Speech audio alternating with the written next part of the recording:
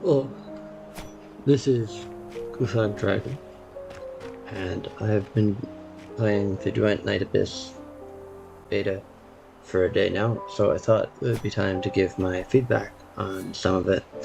Let people know if they're interested what playing the game is like. So, first, some pros that I like the game. There is a hub feature, which allows you to access all the menu and such within a hub. Now you can just go to this through the hub, but I think it's a cool feature that through the menu, but I think it's a cool feature that they have a hub. So here we have the blacksmith. We have commissions, which is where you use your stamina, your resin. You have your shop. You have the retrace, which is where you pull. You have achievements, and so that's very nice. And then you can also summon some characters around here. I have Hillfire, and I have Margie, and I have Hilda, and you can talk to them if you want. So I think that's a pretty cool feature. It's kind of like the teapot from Genshin, but they already have it in it, which is nice. And it's within the game world, so you don't have to go out of your way. And you would just, I think probably a typical day, if you finish all your quests, you just stay in here, and then you just talk to this girl for all of your commissions to use your resin. And then they also have boss fights, and they have, I think this is going to be a roguelike feature, but I haven't used it at all. Yeah, so I will probably start testing that feature out tomorrow. Now, I will say I do have some problems that are not implemented in the beta, and I don't know why they just aren't kind of a standard thing in the game. One of them is a sprint feature. You have dash, you have slide, you have jump, but there's no sprint.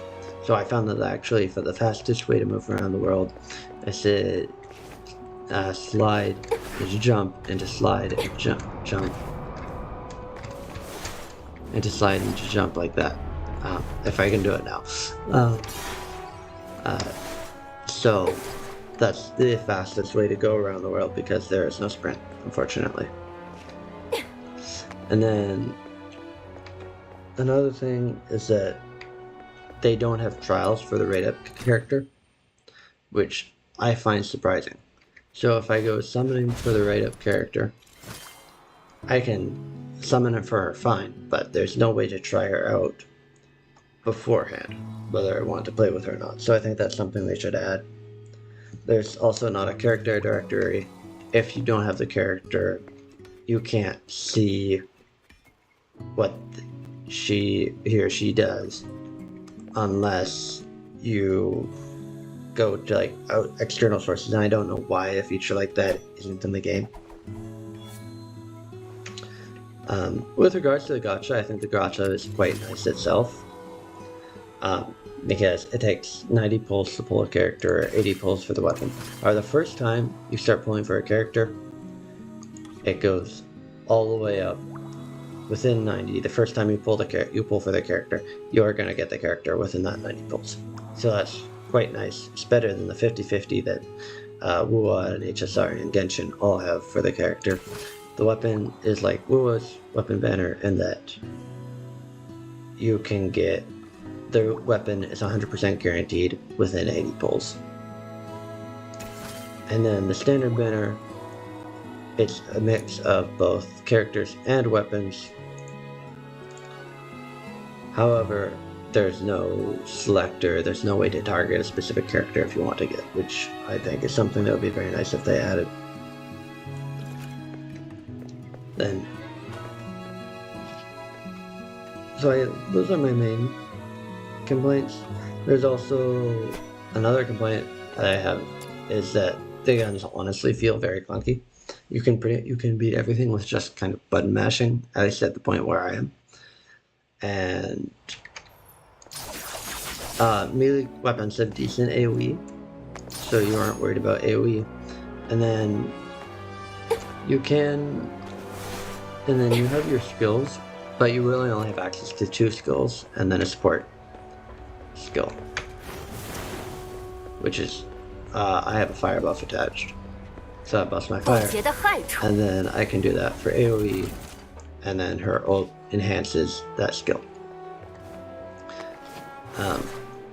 But in terms of skills, it feels much more limited than a game like Genshin or where you actually have 6 days. In Wuthering Waves, you have 6 skills because you can switch between 3 characters. In Genshin, you have 8 skills that you have access to because you switch between your 4 characters. This, you only have 2 skills, but you only have direct control of 1 character. Now, you can summon other characters to help you fight, but you don't have any control over you. They're just bots to help you fight alongside you. So I think that's a very cool feature, and I like the fact that they pull it in and they're fighting alongside you. But you have no control over them. You just summon them, and they help you fight. And they're alright. I think their AI is fine for just farming. However, there was one boss fight where they did practically nothing, and they were all the same level as me, so I was surprised that they did pretty much nothing in that boss fight. I felt much more like a 1v1. Let's see. That's my initial thoughts. There are a bunch of quality of life things that I am putting in the survey, such as log for dialogue when you're going through a story.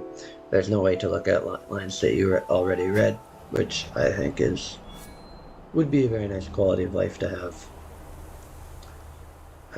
And then there are some other UI features, but I think it's alright for beta, and I'm hoping that they improve on the things they would prefer them to improve on when the next beta comes along.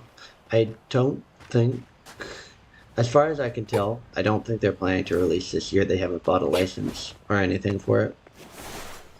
So I doubt they're releasing this year, meaning they have a lot of time to improve on the things that I think they need to be improved on. And I hope that they improve on it. Well, thanks for watching this video, and I'll hopefully make another one tomorrow with talking about the roguelike and anything else that anyone wants to see in the comments. So, thank you, and I'll see you tomorrow.